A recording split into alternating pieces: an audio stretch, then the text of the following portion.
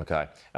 Somewhat related, I guess, because it's social media, it's online, as you were just talking about there, but it's a different topic. We're talking about the X push, this stoush in the federal court at the moment, freedom of speech, that graphic footage should remain online. That's basically the argument that X is taking. Who are you backing in this stoush? Well, I'm saying that Australian laws need to be complied with in Australia. I think it's quite a unique situation that we're seeking to apply Australian law outside of our domestic borders. So we'll see where the courts land on that. And it has become a bit of a national sport to beat up on billionaires like Musk. Everyone's deleting their Twitter account, but no one's giving back their Tesla.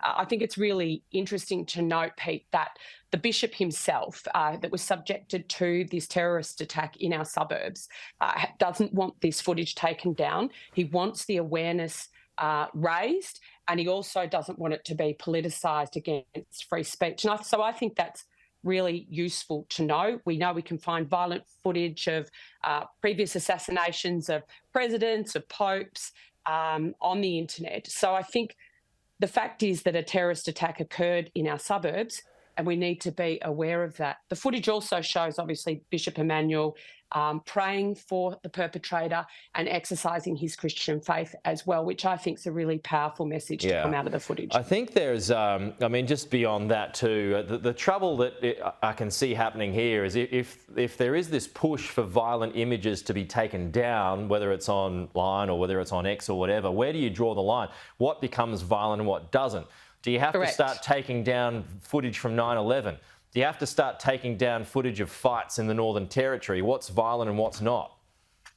Exactly, Pete. And I think that's why for us in the coalition, we've been pushing for one of the e-safety commissioner's recommendations about having an age sort of gateway on the internet to pornography and aggressively violent images, so that at least young Australians aren't automatically subjected to violent pornography, etc. And I think that's something that we should be testing here domestically, rather than, as you say, trying to be the arbiters for everybody on what determines violent footage.